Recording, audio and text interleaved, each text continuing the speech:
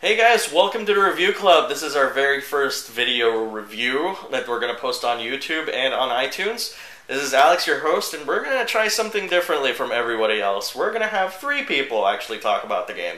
So of course, there's me, there's also Mark, and there's also Chris, who is on the hot seat for Resident Evil 5. So, let's get right into it, dude. It's a good game. I liked it. I know it's been getting slammed in the media. I don't know why. It's a fun game. Yeah. If you played from 7 p.m. to 7 a.m., yes, it's a fun game. Yeah. I almost did that too, but...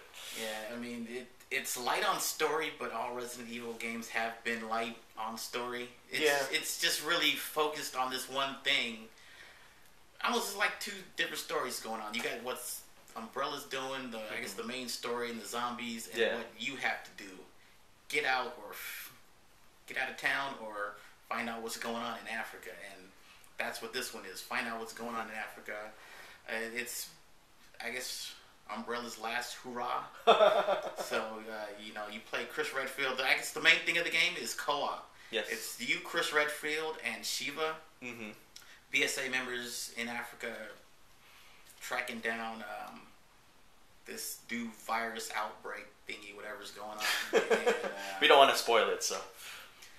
That's pretty cool. So you would definitely recommend this for people who love co-op then, right? Yeah, it's very co-op heavy because unlike most games like this, most co-op games is just you and another person. You can do that, play with someone else, or you can run solo. And the AI is good at times and bad at times. Right. So basically the AI is a hit or miss then. Yeah. Okay. So, which is really kind of funny. But did you experience that too, Mark? A little bit. You could tell definitely some points where the AI was right on target. And other times where you have to carry them through the mission. Yeah, it's just real interesting. It's Resident Evil, one of those retro games. It's a throwback to Resident Evil 4. They changed a lot of stuff. Okay. Which I kind of understand.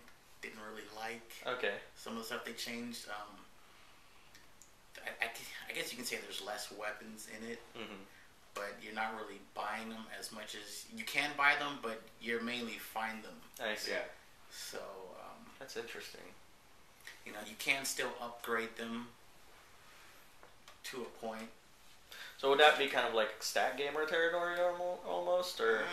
Yeah, but I don't think that's, the main focus is... Okay. Yeah, stats are pretty straightforward. Yeah, it's true. Per character, I mean, Chris Redfield's Chris Redfield. He's not going to, pump himself with more steroids. So.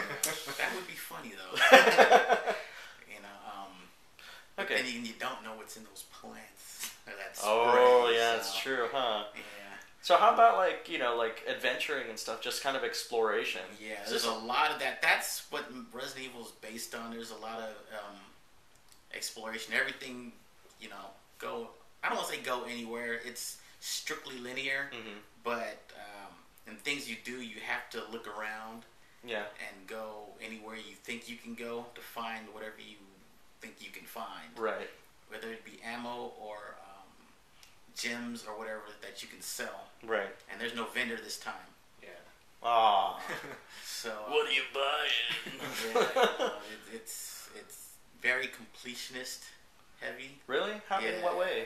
Well, to find all the stuff, you really have to look. Especially there's these BSA coins that you have to shoot, and they're damn near impossible to find. Oh, that's interesting, because I never even noticed one of them. Yeah, it's like a blue medallion that's just in random places, and you have to shoot it, and it shatters. Yeah, those are hard to find. Okay. But also, there's that also gumball machine that you can kind of collect characters too. I think that's... Yeah, they did that Resident Evil 4. Oh. So, those you actually have to buy now instead of, I guess, finding them or however you did it in 4. I don't know how they give them to you, but they have, once the game's over, you go to this... What is it? One of the... special options. Yeah. And they just give you points for whatever, and you just buy them. They're about 500, depending on what it is. So one of the things that's really cool about like the Resident Evil series is how they basically kind of put in like some of these puzzles and stuff. Are there any puzzles in this game? So far from what I've played, there's none. No. There's like not a lot at least, because there's that puzzle where you gotta like realign the mirrors or something. That's about it. I can't think of anything. I got stuck on that the first time through. Oh. But then I realized, okay, if you're standing in a certain spot, you're good. Hmm. But that's the only real puzzle I found. Not for intellectualists. Yeah, they really changed that between the other Resident Evils and the last two, basically. Mm-hmm. So all you're doing is running and gunning, right? You're killing stuff. Yeah, so I mean... But that's the fun part about this Resident Evil, though, I feel. That's that anti-chillaxer. And let's put it this way. The whole thing without, like, being able to worry about running out of ink cartridges for, like, the typewriters. That is so good. They did away with that in 4, but you still had the... Didn't you still have the typewriter? You still had the typewriter. Yeah, this is different. It's all checkpoint based, and it saves after the checkpoint. Every load and checkpoint, which is fucking awesome. Yep. You know, that's the greatest thing they could have done to this game. Yeah, I actually agree. So, but I mean, there's been so much evolution to this game. It's changed over the years. No pun intended. Yeah, it's.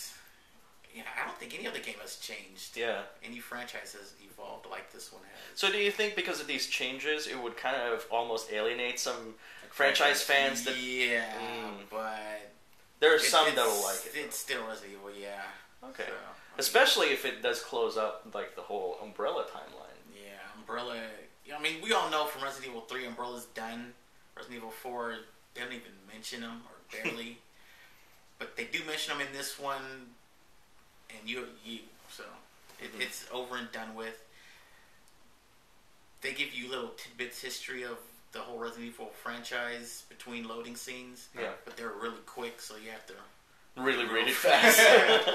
Yeah. Okay, but how about the backseat gamer who finds entertainment in just kind of watching somebody? You think that's pretty cool for them? Yeah, you can.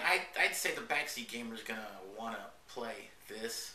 As opposed to taking a backseat. Yeah, well, for the fact that there is co-op. Yeah, they can join in the fun. Yeah. That's true. I gotta try doing that with Vanessa, but I don't think she'll want to play. Okay, so alright, so how about... So is there any other people you would recommend this to? I said the completionist retro, you know, co-op. How about the anti-chillaxers? Anti-chillaxers, yeah, for all the shooting. We did get into that, the anti-chillaxers, because it is a straight-up shooter.